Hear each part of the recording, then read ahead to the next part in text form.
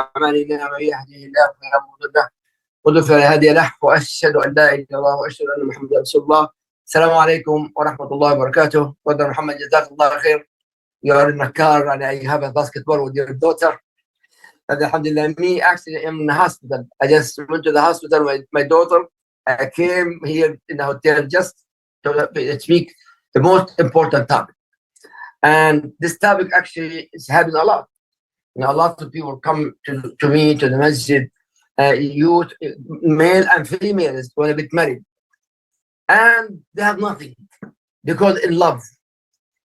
Because of in love. And that Brother Muhammad is a serious problem about our youth, our kids. They know the rules and regulation of Islam for the boy or the girl to get married. And unfortunately, some people actually, hold on, I have a headphone. I'm in a hotel. I don't have to say hotel. Can you hear me? Everybody can hear me, right? Yeah.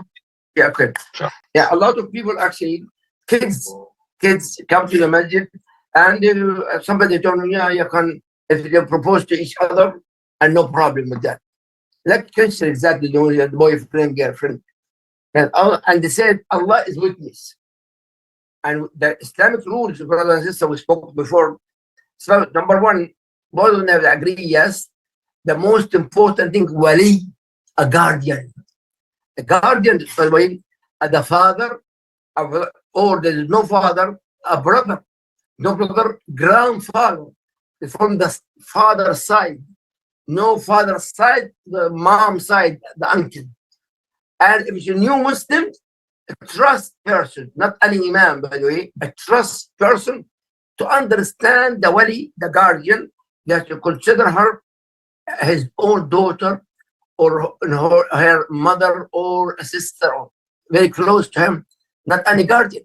So Brother Muhammad, please tell us the legality also about this. Islamically, we know what we spoke about many times. Sister Layla spoke, myself spoke, Dr. Asim, and like, speak about this, Brother Muhammad. It's very, very important. So one of the things that Assalamu alaikum wa rahmatullahi. I just want to kind of, I know we talked about a little bit, we touched up on this subject here and there a little bit about we're always focused on our youth, we're always focused on the kids, we're always focused on the parents, but there's also that age group that that we kind of like not forget about, but we don't worry about as much as we do when we worry about the younger generation, the younger kids, right? We worry about the 13 and under. We worry about the adults who are parents with kids. We always talk about the parents, but we never talk about those 16 to 25-year-olds. Yes. Right. That age group where they're online, they're on the Zooms, they're on Instagram, they're on TikTok, they're on Rumble and all these other apps, and they're scrolling and they're watching and they're learning, and that's the problem, right? They're learning, and internet it's good and it's bad, and I try to explain to the kids, because when I get out of Salah, I'll give you an example. I got out of Salah the other day, and a bunch of the brothers I talked to, the younger generation kids, a lot of them are getting married. They're in that age of 21, 22, 23, and they want to get married. And oh, brother, I met this girl, mashallah, she's a hijabi, she's a good girl, and I want to get married to her. She's so pretty. She's okay. Well, you told me everything. She looks pretty. She sounds smart, but do you know anything else about her? Did you talk to her dad? Do you talk to her brothers? Did you, I get it. Looks, we men, we just look at looks, and I always tell them, like, looks go away. At the end of the day, you're going to be stuck with a personality. You're going to be stuck with somebody who, whether they're a good Muslim and they're going to be an awesome wife, or they're going to be Americanized, westernized, whatever you want to call it, and, not know the Islamic rights and responsibilities of a wife. So talking to these brothers, I kind of realized that they don't really have anybody to really steer them in the right direction of what to expect in a marriage. And what they do is they watch these social media programs and they listen to these people who say, there's a woman online who says, I don't cook for my husband, I don't clean for my husband, I don't do his laundry. I don't do any of these things for him, but he pays all my bills and he does all this work because I'm not his mother. I'm his wife. And you hear this woman who watch these and they say, well, she's right. I'm not his mom. I'm his wife. He needs to do his own laundry. But you're not working. You're not doing anything other than taking care of the kids, and he's doing his responsibilities. He's taking care of the house. He's taking care of you. He's making sure you're safe, making sure you're secure. So you have your roles, and he's doing his roles. So when you hear these things on social media, and I watch these things, the same things that these guys are watching, because it's funny when they come to me, I will say to them, "Oh my gosh, I just saw that video, the same video you saw. I just watched that," and I started laughing because these brothers who are on, they're wearing the whole Islamic, mashallah, they're wearing the kufi, they're wearing all this stuff, and they're saying, "Oh brother, you have to make sure that your wife obeys you, and you got to make sure that she does everything for you, and she has to do." No, Habibi, let's take a step back, right? Let's take a step back. Does your wife work? Well, yeah. Is she helping you with the bills? Well, yeah. Well, right there, that's not supposed to work that way, right? Like you have to be responsible for her bills. You have to be responsible. Well, the way that the world is right now, and then I have to go into a topic about how to live below your means, right? The expectations of life in the Western society. We expect to live like millionaires, all of us, and the woman expects the man to make millions of dollars before they get married. The woman expects the man to have a house and 2 cars ready for her before they get married, and that the expectations of the wife. Well, sister, hold on, sister. We got to understand that there's a time, right? There's a thing that you have to do little by little. First, you live in a small apartment together. You get to know each other better, learn each other's habits, learn each other's buttons, learn each other first. Then you move on to the next stages, right? Little by little, shway, small steps. But they want to just jump into these things. Oh well, we love each other. Well, love comes and goes. Yeah, Right? I agree. I agree. Yeah, I know Annie. Mashallah, sister Annie. She loves you one day, and sometimes she just wants to. Oh boy, No. Believe me, always in love. But sometimes, yeah, sometimes we clash. But believe me, Of course. the key, brother, is very important. The key, even when we got married. Number one, respect and honor. Yes. Alhamdulillah, Rabbil Alameen, we never have this kind of language in our house, period. Yes. Period. And sometimes, because sometimes with the war in Gaza, I get angry. She never calm down. And then after that, Ibrahim, yes, say that on your anger. Oh, yes, you're right. And I'm sorry. Yeah, and there's plenty of times when I meet couples that are married. And the one thing I always tell them is, when you're angry, don't talk. Right? You don't talk when you're angry, because you're gonna say something that you can't take back. Right? And hold on. Your name Muhammad, and also Muhammad sallallahu alaihi wasallam say the same thing. Yeah. It's better if you are angry, sit. If you sit, stand up. If not, go down or leave. Yeah. And Umar, Ali radiallahu anhu, and Fatima. Fatima, the love of Rasulullah. So when he got angry with Fatima, his wife, the daughter of Rasulullah, what he did? He went straight to the masjid, he asleep in the masjid. That is the adab of the Sahaba, the adab and marriage. Yes, but this kind of generation, brother, my generation, with all my respect, your generation, you born in America, I born in Palestine, completely different. Now, different, completely different. How do you deal with this to fix the problem? It's no matter where you're born, no matter where you're from. I don't care if you're born in Europe, or you're born in Australia.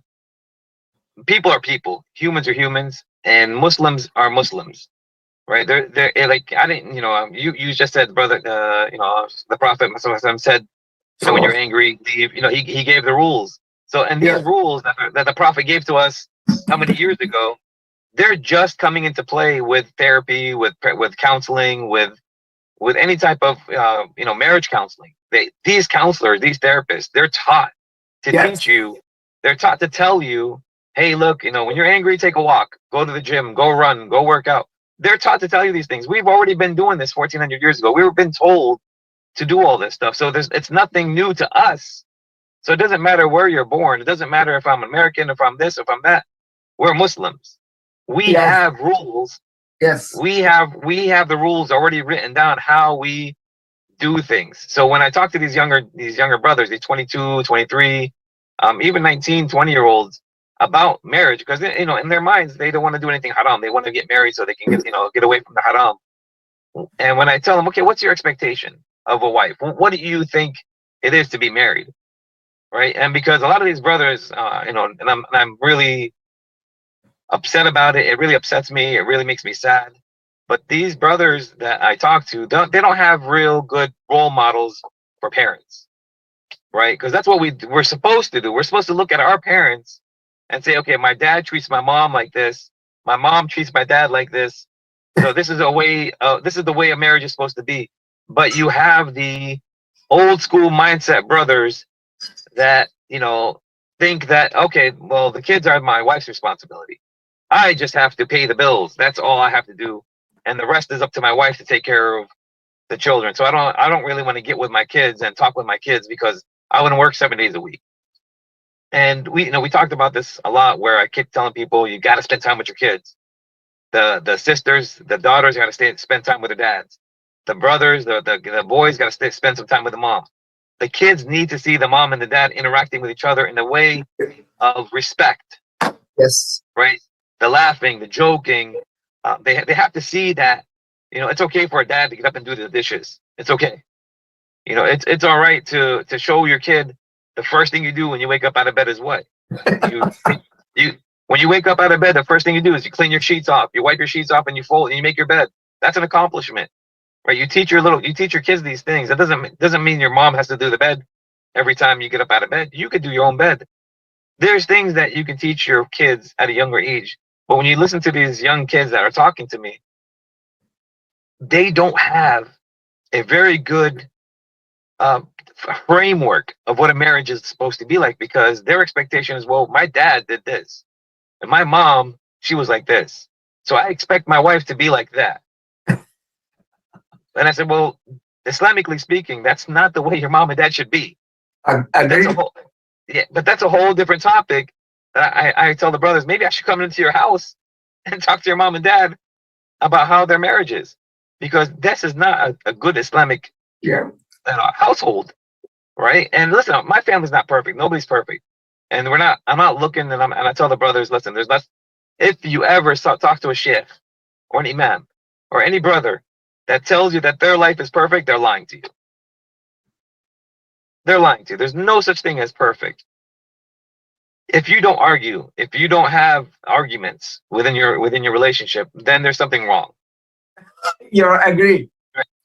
You have to have arguments. You have to have discussions, right? And so when you see, like, the people who always are lovey-dovey, they're holding hands or they're hugging in public, all this kind of stuff, and oh, well, I want to do that with my wife. Well, you're not really supposed to do public displays of affection out there. That's not what we do. We don't kiss and do all that kind of stuff that you see online. That's not real life.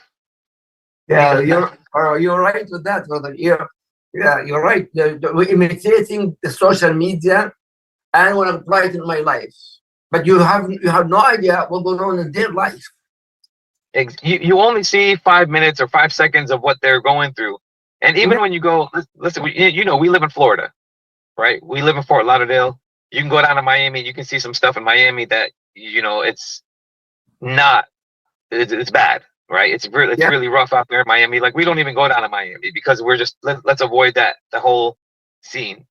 And I just saw somebody say puppy love. Yeah, you're absolutely right.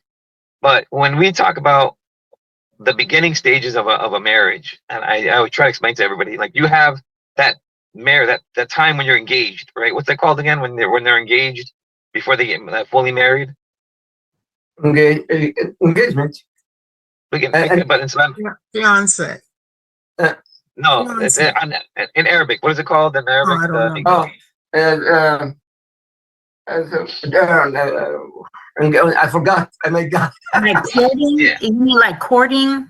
Courting, like, you got that time frame where you talk to her dad, you talk to her family, you got to meet each other. Now you get to go out and hang out with each other and get to know each other. And I think that at that time, and I try to explain to the brothers and the sisters, I tell them, what kind of questions are you going to ask yourselves, each other, right? Oh, I'm going to ask him how much money he's going to be making. I'm going to ask him, what kind of car does he drive? No, no, no, sister, please, Oh that's not my the questions you're God. asking, right? And I ask the brothers the same thing. Okay, what's the questions in your top three questions in your head? What are you going to ask this girl? Well, I'm going to ask her, is she a big money spender? What's her what's her expectations? What does she want? Is she gonna work? Is she gonna okay, but what about Deen? What kind of questions are you gonna ask about Islamically speaking? Like, aren't you gonna ask her how close do you pray 5 times a day? Do you pray, do you do Ramadan? Do you fast? Where how close are you to your Allah? How close are you to Allah? How close are you to your Deen? Just because, and this is the other thing that drives me crazy, is a lot of these brothers, well, brother, she wears a hijab, which means she's closer to Islam. No, no, that's how many times. And I talk to the brothers. I said, how many times do you see a sister who wears a hijab, but everything else is out there in the open for everybody to see? You have to understand, just because they wear hijab doesn't make them the best Muslims. You're right, brother. Very important. Like in South Carolina, with the Imam in South Carolina, one brother from Uzbekistan and a girl from Morocco. They want to get married, and the father there, and I was involved. And that girl is a ni'mah. That the ni'mah, and her father teach her. And they asked me a question. The girl asked me a question. One question she asked me. What time Salat al-Fajr? What? So what time Salat al-Fajr? And that boy, he give the complete answer. So I remember very well, 5:52. And also, and he said in the masjid 6:15, the iqamah. And immediately, Baba, I accept. But immediately, why? If the boy know the times of the Fajr and the iqamah in the masjid 6:15 in the masjid, that means he's really fearing Allah and he loves Allah. He's gonna make this girl so happy. Yeah, inshallah, because and you have to remember, like, the younger generation right now. We talked about this in other talks that we had last couple of weeks ago about how they're not close to the masjid, right? Our kids, younger generation, stays away from the masjid, and they don't want to go because it's boring or because of whatever the reasons might be. And it is really hard for them to want to come to the masjid. So you can't, you don't want to blame the kids for not wanting to go to the masjid and knowing how to answer these questions. But those are the questions that you want to ask when you're talking to somebody, right? You don't want to, when you hear these questions and the expectations from these younger brothers, it's scary. It's really scary because their expectations are really like TikTok. They're really social media. Brother Muhammad, something very important. I'm in Texas now. The whole masajid here, all the masajid, they have activities in the masajid too much. Actually, the masajid, you feel the youth more than even adults in the masajid in South Carolina, in that area in Dallas. I'm in Dallas. Yeah.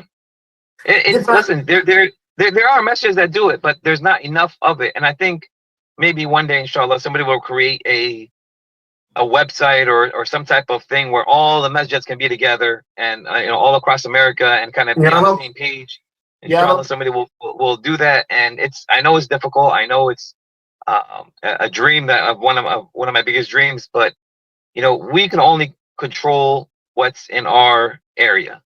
Yes. Right, where we're at, right? And we as parents, if we're not teaching our kids what a marriage is supposed to be like, what the expectations are, Islamically speaking, how a marriage is supposed to be, somebody else is going to teach our kids. And these, unfortunately, if you scroll through TikTok like I do, if you scroll through Instagram like I do, there's so many people out there that play the part as a professional, right? We have a our brains are wired. If we see somebody wearing a nursing outfit, a doctor's uniform, and a stethoscope around their neck, oh, that's it, khalas, that's a doctor. I can trust everything he says. And we see the same thing about an imam. We see an imam, mashallah, with a big beard, and he's wearing the whole, Islamic garb, and he's, Prophet Muhammad said, well, did you do the research to see if the Prophet actually said what this guy is saying? Because there's a lot of stuff that these people are saying that's not really true. They make it sound very true. And they're trying to push you in a way of saying, well, Islam is now progressive. We can change the rules of Islam. Well, we don't do that. There's a reason why this religion has lasted so long, because it's not just from the people of the past, it's the people of the future. Islam is a religion that goes for the rest of your life. Agree. Like, that's why it's for all of mankind, not just for certain people. It's not just for a group of people. It's for all you mankind. For everybody, this is how you should live your life. And when you're talking about marriage, you don't love for the sake of loving that person. You love for the sake of Allah. And when you do that and you follow the rules, it kind of goes in a perfect, better way, right? Because now it's funny when we talk to elderly people, and you say to people, well, you ask these people, how long have you been married? And you say, oh, and the person says, oh, I've been married for 20 years. Oh my God, mashallah, 20 years is such a long time to be married. How did you do that? And how did you keep it for 20 years? How did you, back in the days, our grandparents, 30, 40, 50 years, they've been married together. Now, if it's 20 years, oh God, mashallah, if you're 5 years, oh my God, how did you last 5 years? Oh my God. Some people would ask this question. So when you ask these questions and you say, oh, you lasted 5 years, what do you mean 5 years? They act as if it's like a long time to be with somebody, with one person. And so you have to understand, and I tell the brothers all the time, before you get married, do me a favor and stop scrolling the internet for a couple of months. Stop looking online for a couple of months, because the online is really making you think differently, because that's the power of the internet. The internet really does make people think some type of way, different ways. We have hijabi girls who say certain things, that do certain things, that say stuff that it's like ridiculous. And one day when inshallah, when I'm at your house, I'll let you see one of the videos that I'm talking about. But it's scary out there what these sisters are out there wearing a hijab saying about marriage, about how you should do these things to your husband. You should, and it's like, sister, please don't talk like this, and show all your stuff online. And that's the other thing that drives me nuts, is I see these couples who put their whole life online. The brothers, they put their wives on YouTube. They put their wives on social media. They're in their house videotaping everything, and they're making fun of their wife. Their wife is making fun of the husband, and they're mashallah 3 million followers are following them, and then they get divorced. Ya Allah. And they wonder why. And I would say, don't post your life online. Don't post your good and don't post your bad, because nobody cares and nobody wants good for you. Unfortunately, Islamically speaking, we don't follow the religion. We don't follow the religion like we're supposed to, right? We're supposed to want people to succeed. We're supposed to want our brothers and our sisters to be the best of the best. But unfortunately, if people, there's a lot of evil people out there. There's a lot of Muslims, maybe even family members, who don't really wish the best for you. They want good for you, but not the best. They want you to do good, but they don't want you to succeed. It's very weird how we are built as Muslims, where we don't follow the religion the right way. Ya Allah, very sad, brother. Very sad. Now, brother, there is a serious problem about a lot of kids. Sometimes behind their parents, they get married. Legality, by the way, for the boy or the male and female get married legally. In Florida, in America in general, 18 years and down or up legally. I think every state is different. Every state has their own rules about the age of marriage, the consent to get married. I think Texas might be 16. I know Florida. I think Florida is 18. It all kind of depends on what state you're living in to want to get married or to do it without your family to be involved. but that's again, we're living in a society where, you know, it's not ruled by Islamic laws, Yeah. right? But So somebody, oh, sorry, Brother Muhammad, brother and sister, Sunnah followers here. Islamically, they get married legally something, and Islamically something else. Islamically, there are rules and regulations. Steps, so 5, 6 steps. But in the court, when the officer do this, sign up, doesn't matter the father or the mother or the witnesses, not nothing. Actually, in the court, the witnesses, but the key, the guardian. In the court, one person can be witness, but in Islam, 2 men.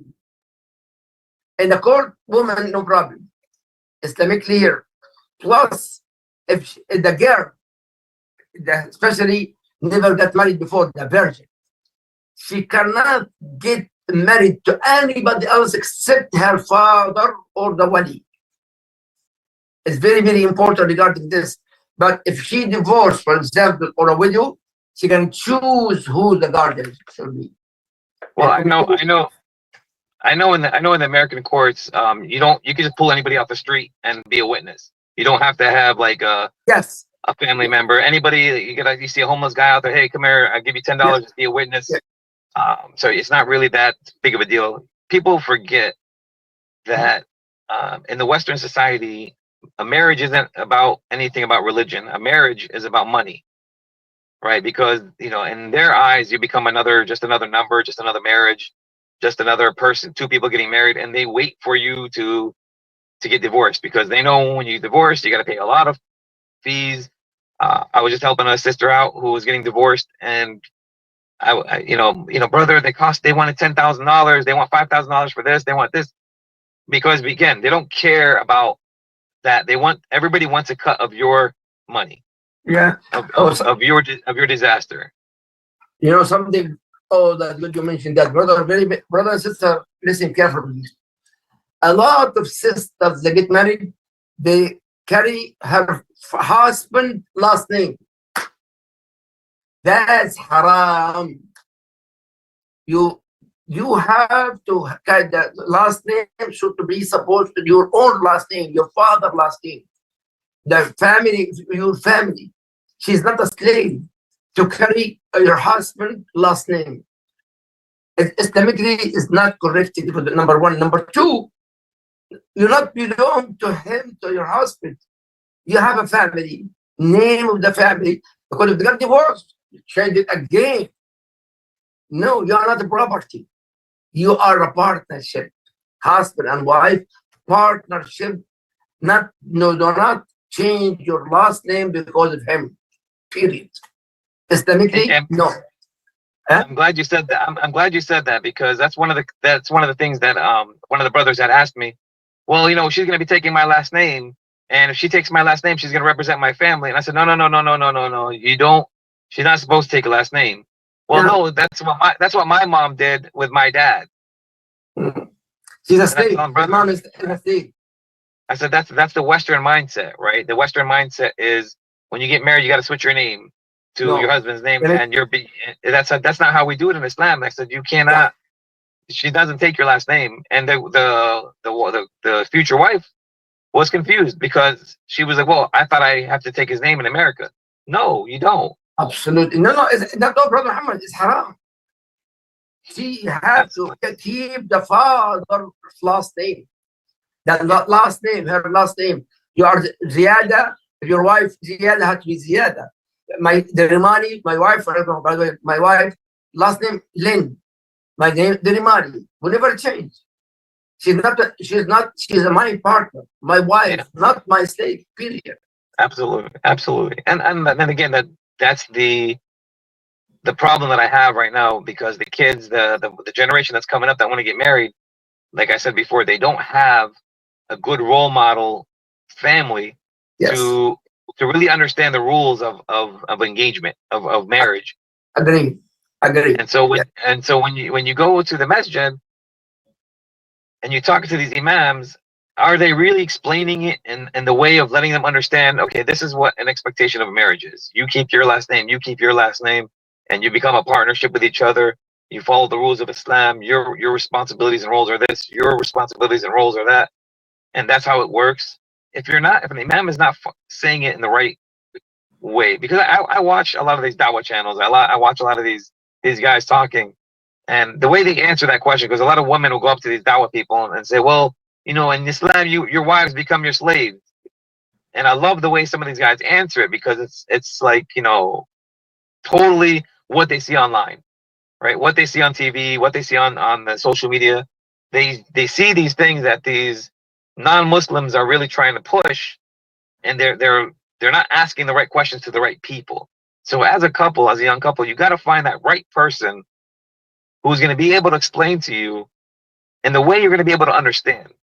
Yes. Right? Because you can go to Imam and he can throw all these hadiths and the Quranic verses, but if you're not really explaining it in a way for that younger couple to understand, they're not going to get it. They're going to get bored from you, and they're going to go online and they're going to find somebody who they can relate to.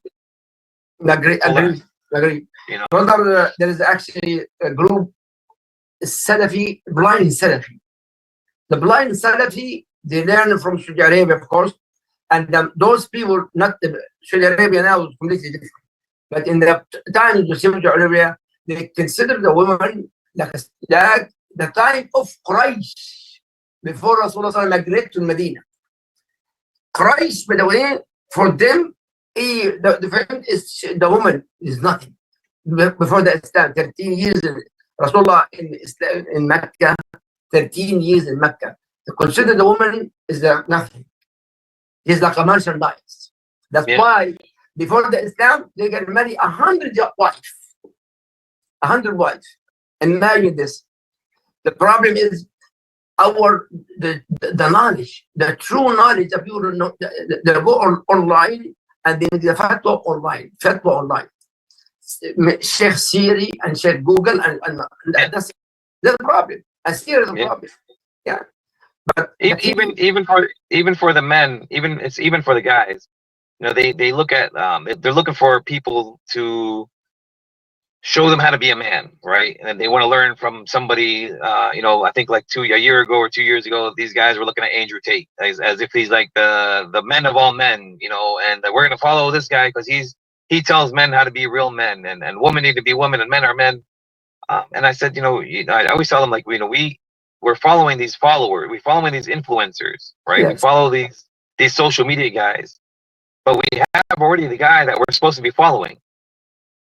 Like we're already followers of somebody already, and it's already written down what we're supposed to do and how we're supposed to be men and what a real man is, right? Because right now, I think the younger generation's confused on what a man really is, right? And I think again that goes back to the schools and how the schools like to push the boys. It's okay to be feminine. It's okay to be soft. It's okay to be this. It's okay to be that. No. Yeah. That's there's a time and a place, right? And also, good. Also, when you come to the masjid, when a couple, one male and female, want to get married in a masjid, we have a marriage contract, and this one we put the name, the real name, the name Ibrahim Dirimali, Annie Lynn, and so on. No more. But the court, after that, in the court, they're changing that. But Islamically, of course, is completely prohibited. Why? Of course. Because belong to your father. Yeah. Your last name you can't change. Yeah. But unfortunately, the knowledge is not there. Alhamdulillah, Sunnahfollowers, we teach that. Yeah. No, by the way, the Dr. Asim, actually from Egypt, he's a PhD, and Sheikh Saad Hassanin from Texas, actually, he's mashallah, 10 qira'at of the Quran. And also many brothers online, just Layla and myself, Sheikh Adi, many people teach, but not everybody following that. Not everybody follows it, and the other part that I have, I think when I was talking to a couple with the family, I always have to explain to them, like, you always have to tell the full story of your family, right? If there's any issues, any health issues, any type of diseases, like you it. have to tell this guy before you get into a marriage, and before you get into it, you have to say, listen, brother, I have this problem. Or even the brothers, I tell them, look, you got to tell them, you have issues, you have health issues, you have these issues, and if that person still wants you, then then you're all good. But as long as you get everything out front, be honest and be truthful, and you tell them all the diseases, all the issues, all the health issues that you got going on, mental health or physical health. I can't have babies. Well, let the guy know that you can't have babies, because maybe that's something that he really wants to do. Or like, and if he can't have babies, then okay, let's stop it now before it gets too far, too deep into the marriage. And then he says, 5 years from now, well, you never told me that you couldn't have babies. Now, it's already been 5 years or 10 years, and I invested all this time and money and energy. So you got to release all that information ahead of time, and not, hey, surprise! By the way, I have this disease that, uh, that's gonna really mess us up, and you're gonna have to take care of me for the rest of your life. Well, I have to get my medicine. Hold on 1 second. go ahead. Where's my medicine? Sorry about that. This is my anti-rejection medication. This is my medicine. And I'm reading the comments as we're leaving, and she's right. It's hard to find anybody that's really close and really into their deen at a young age, right? I mean, it's. I tell myself and I tell everybody else, like, it's, we all think when we're young in our teenage years, oh, we're invincible, we're gonna last forever. I'll do it when I'm turned 30. I'll do it when I turn 25. I'll get closer to my deen as I get older. And it's and she's right. It's sad to find. It's hard to find anybody who's really close to their deen at the age of marriage, right? Yeah. And yes, and even as parents, parents who, the generation above me, the older generation, my parents' generation, you look at them, and they came to this country and they want to make money, and their whole mindset was money, money, money, money, and they kind of just forgot about where they came from and who they are, because they were chasing that American dream, the Western dream of owning a house, owning 2 cars, owning this, owning that. We forgot about what the real success is, right? Because in this country, in the Western society, we define success by how much money you have. We don't define success of how close you are to your deen. Agree. And that's where we gotta understand. And that's what I tell the kids before, when they're getting married, and the wives and the future wives and the future husbands. You make $50,000 a year. Let's say you make $50,000 a year. Live like you're making $30,000 a year, right? Live below your means. Don't live on $100,000 salary and you're only making $50,000.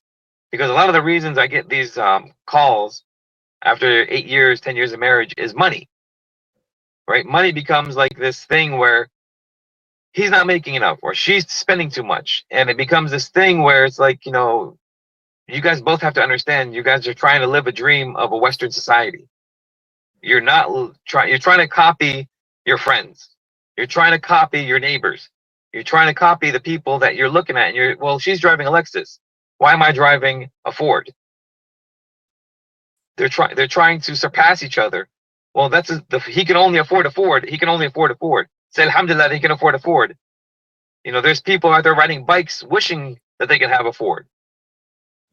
But instead of looking the other way, we're looking this way, and we're looking at the people driving a Lexus. So I always have to remind people, do not define success by how much money you make, because you will always feel unsuccessful, because you're always looking above at other people, right? We're always trying to compare ourselves to other people. So when I do that, when I talk to the younger generation about how the expectations are supposed to be and what the questions you're supposed to ask, they get confused with, what do you mean? Why do I ask about prayer? Why do I have to ask about salah? That doesn't make any sense, brother. If she prays, she prays it. That's between her and Allah. Well, no, because eventually you're gonna have kids, don't you? And eventually you want to have somebody that's gonna be, teaching your kids the right way. And they get confused on the questions. Well, fasting, right? She should fast. She wears a hijab. Well, maybe she doesn't. Maybe she doesn't. And you want to know why she doesn't. And then you ask that question. Well, I don't fast. Okay, well then why? Maybe she has a health issue that she didn't tell you about yet. Right? Maybe she has a proper reason for not fasting. And this is how you get the questions out.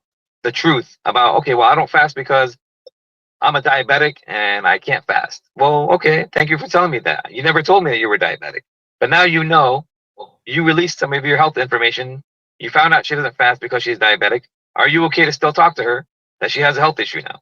Or him, I'm diabetic. right? I'm diabetic and I fast. And mashallah, but there's other people that have issues that they can't fast, right? We have exceptions to this certain things, that You're right. alhamdulillah, Allah's very very kind and merciful for us, that He gives us exceptions. But that's how you have a conversation with somebody when you're going to get married to them. Exactly. Yeah. Right? Yeah.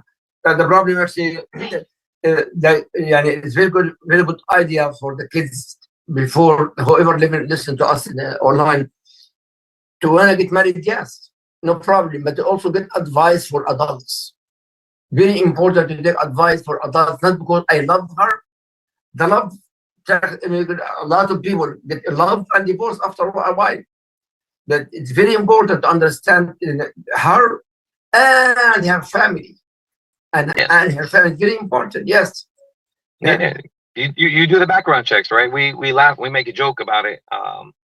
When somebody's getting married, where like if my daughter's going to get married, I'm going to do a bigger background check than we do for law enforcement, right? We dig down deep. We'll do a lot of research better than what we do for law enforcement, because that's our kids, right? We want our kid to be good, to be taken care of, right? As a parent, as a father, as a mother, our main goal becomes our children, right? It should become our children. So we want to make sure that we get top of the line, a good guy. I don't care if the guy's making tons of money. How is he with his mother? How is his father with his wife? What did the kid grow up watching? Right? And when you see and you hear and you sit with the parents, because a lot of times when these guys get engaged, they just want to spend time with a girl, right? They want to go out and have dinner with a girl. Okay, but yeah, have also a couple of dinners with the family. Watch what's happening and see and observe what's happening with them, between the mom and the dad. How are they looking at each other? How are they talking to each other? Is the dad disrespectful? Is the dad a mean guy? Or does the dad show good Islamic, talking with his wife? How is the wife with the husband? Because this girl has been raised by that family. I love do that. The vice versa. Yeah. And I tell them, do vice versa. Tell the girl, come on over, and let the girl, as a girl, I would tell her, hey, go to his house and have dinner with his family. See how he treats his mother. See how his dad treats his wife. Yes, excellent idea. Yes, I agree with you, mashallah. And then you will see what he saw for 20 years, 25 years, 30 years. You will see what he saw and what he grew up with, because that's what you're going to expect to see when you get married to this guy. And if that's something that you're okay with, mashallah, may Allah bless you guys and have a good marriage. But you can always judge and get a lot of information by just having dinners with people. Because when you're eating and you're having a good time, people talk. You can ask questions. That's the time you ask a lot of questions. A lot of good questions come out during dinner time.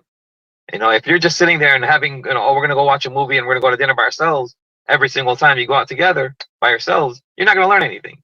Talk to her brothers, talk to her sisters, and vice versa. As a girl, talk to his brothers, talk to his sister, right? Learn what they're doing with themselves, and you'll see what kind of personalities they have. Because each kid has a different personality, right? Like I look at my own kids. One kid's an introvert, one kid's an extrovert. One kid likes to talk and talk to everybody and talk to the world, and one kid just wants to stay home and play video games all day. Like they're all different, but you'll learn a lot about the family dynamic just by having dinners and hanging out with the family. Right? And so that's kind of one of the things I always tell people is kind of get together more, ask questions. And as a father, I would ask those questions. To the guy that's coming to ask for my daughter, all right, brother, let me ask you some questions. Let's have a sit down. I'm not going to be a jerk. I'm not going to be, rude. I'm going to just ask, hey, how close are you to your deen? How close are you to your mom.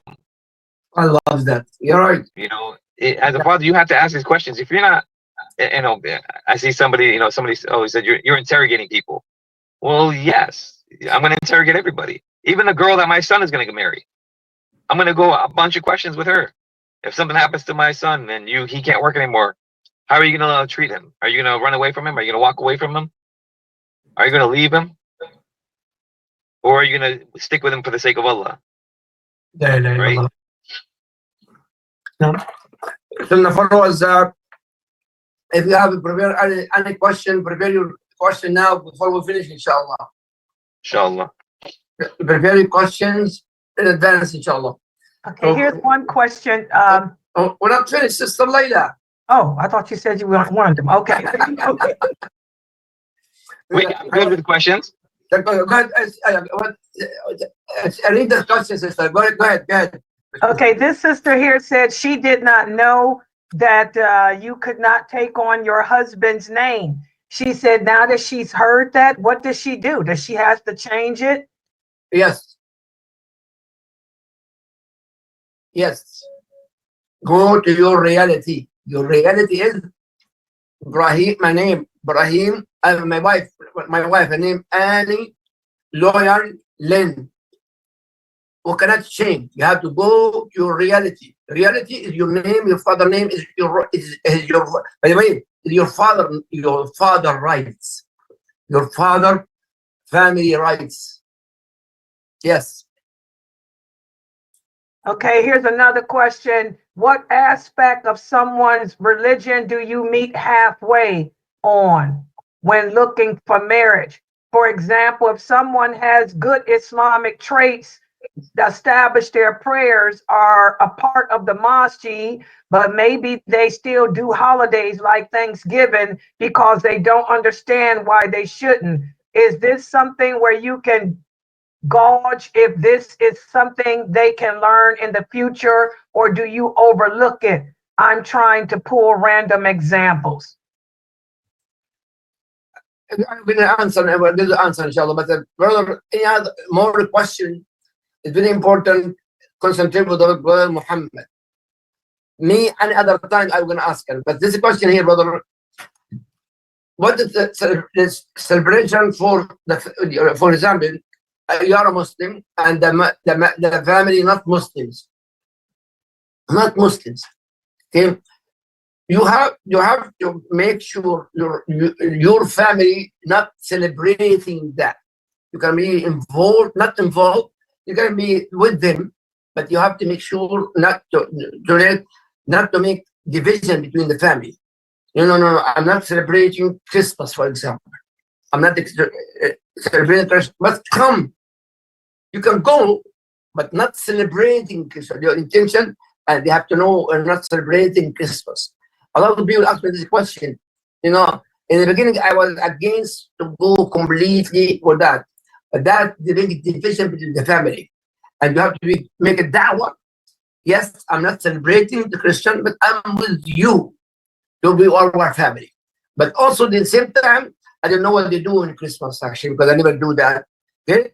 So whatever they do, non-Islamic should not be involved. Yes, you are there, a person. I'm Ibrahim.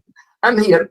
My mom, my dad, they call what Merry Christmas. What for this? Merry Christmas. You don't have to say thank you. You cannot celebrating to show that I am part of Jesus' birthday, whatever. No, but my point, maybe Sister Layla, I'm going to make a more lecture about in more details before. I think what she asking is this. Let me put her question. I think I know what she's asking. She's not asking about that. She's saying when you're looking for a man to marry and you realize that his aqidah is not like yours. For example, you understand wala wal bara, but he doesn't understand that. He just prays and does the basics. But he doesn't have the knowledge, understanding of the religion that you have. Like he celebrates birthdays, holidays, and hangs out with the Kafirs. So she's asking what should be the extent of what you look for in regards to a man being on your level religiously before marriage? Islamically, yes, you can get married with him, no problem with that. But it's it's good to have a good Islamic life in the household. Learn about Islam. But that's what goes on, and that's kind of what goes back to what we were talking about before, where we say, talk to each other before you get married, right? Talk about that kind of stuff. Well, I celebrate Christmas. Are you okay with me celebrating Christmas? Well, how can you be a Muslim and celebrate Christmas? Well, I just grew up that way. Well, that's not the way I want my kids to be raised. I want my kids to be raised in a good Islamic household. We see now, and it's scary to see this, but we have a lot of social media influencers who wear hijabs, who pray, and then behind them in the background is a Christmas tree. Yeah, I saw that. Yeah, and it amazes me because then I see the people who are following them say, well, Sister Fatima has Sister Layla has a Christmas tree in her background, so I guess it's okay because she wears a hijab and she has a Christmas tree, but we're not celebrating Christmas. We just like the tree. in Saudi Arabia now, sister with niqab dancing. With niqab, Saudi Arabia now. Last week you have a conference in Saudi Arabia, dancing with niqab. Imagine this. Don't get me started on that. If you got a good guardian, he's not going to let you marry a man who's not on your level. That's what I was going to tell you. Like for me, I'm a dyer. You think I'm going to marry some man that's sitting around celebrating holidays? Brother, sorry, you're not on my level. Allah says, marry those amongst you who are salihun.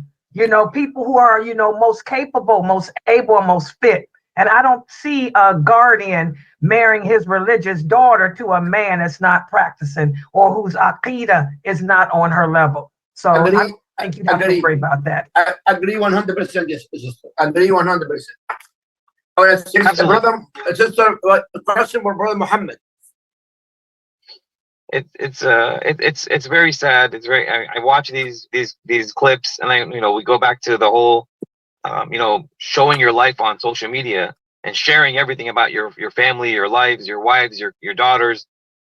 And when I see people who are showing off their daughters and videotaping them and their kids and posting it online for millions of people to look at, it amazes me that how are you as a father okay with these perverted men watching your daughter running around or playing or jumping up and down or whatever? Like as a father, you have to ask yourself, how are you okay with, as a Muslim father, not even as a regular father, as a Muslim father, how are you okay with that? With all these guys watching the social media, with all these likes, all these millions of people watching your kids jumping up and down and playing on a trampoline or running or doing whatever. You have your daughter on there, you have your wife on social media constantly. Read the comments of some of these videos. I like to read the comments. And I see these comments. Brother Muhammad is more dangerous. We are Muslims. We believe there's a jinn. There's envy, hasad. Okay? Hasad, big time. Yeah. And unfortunately, somebody actually in Florida. Yeah. A person have him after the Eid al-Adha, had a picture with his wife and his kids and playing and this and that. And suddenly the whole house burned completely with zombies. The whole house. And they contact me, brother, what happened? I said, and when he told me, actually, I saw video and Facebook. I said, brother, you bring the jinn to your own house. People get envy. A lot of people don't have this, what you have, and celebrating, and the house completely burned. Absolutely. Plus, 6 kids that have 4 kids in the house, in a hospital. But I believe the one he started this, him or his wife, I don't want to speak too much because you bring that to yourself when you are picture online and look at. You have to be careful. Hadith al-Rasul sallallahu alaihi wasallam al-Bukhari. Give me attention to this hadith. But al-aynu haqqa. The eyes is a true. Well, with your eye, you can make hasad, envy. You make sihr, magic from your eye. You never know. You have to be careful. And that's what Rasulullah told us this. I spoke with Sunnahfollowers before. It's very dangerous, brother, to build your family and showing big kids. This are people don't have these kids. People don't have money. People cannot have them to eat. They can give you an evil eye easy. Simple. Absolutely.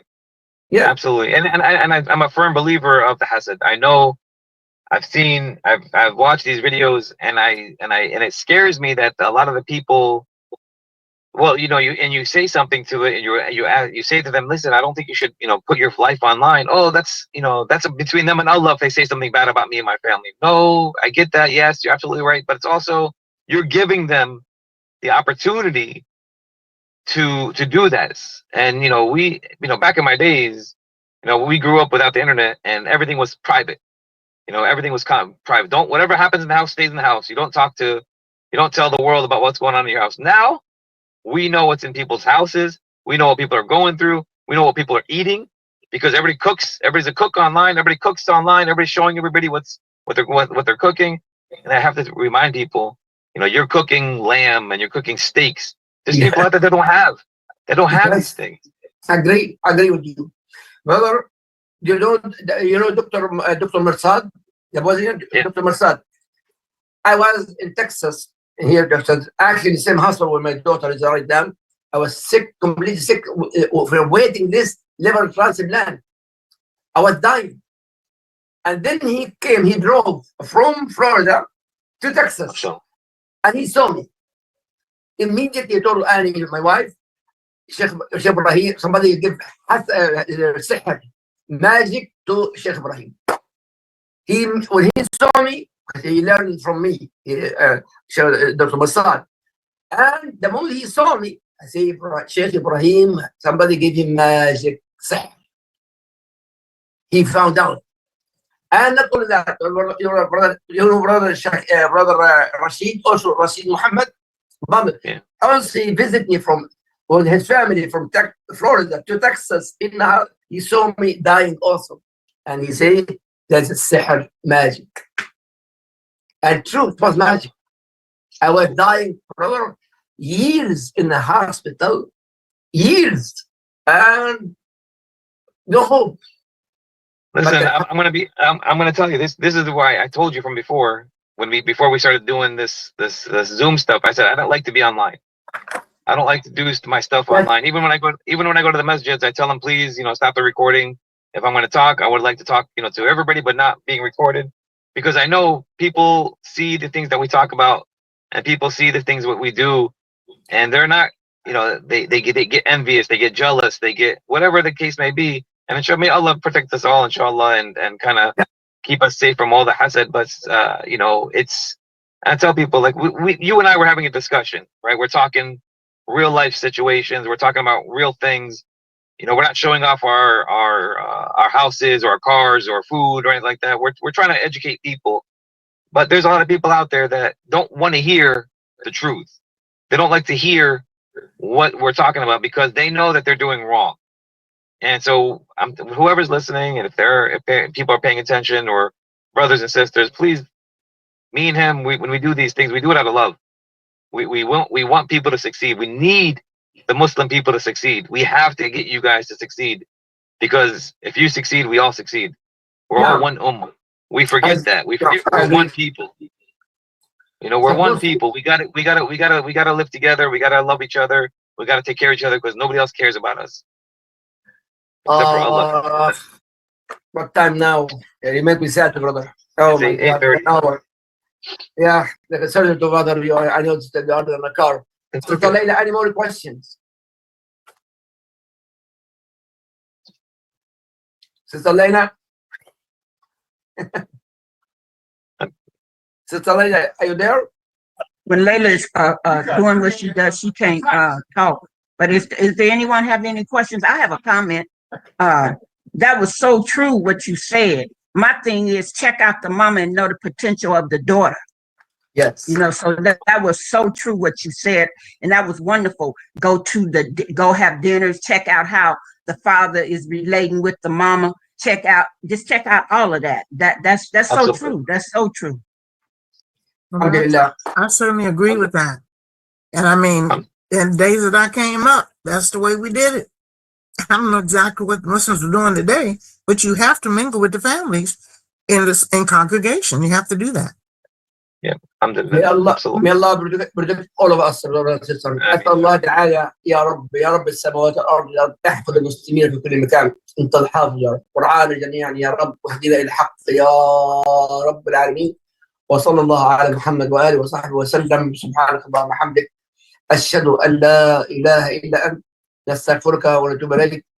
جزاك الله خير brother محمد، والسلام عليكم ورحمة الله وبركاته. Sunnahfollowers, we'll see you inshallah next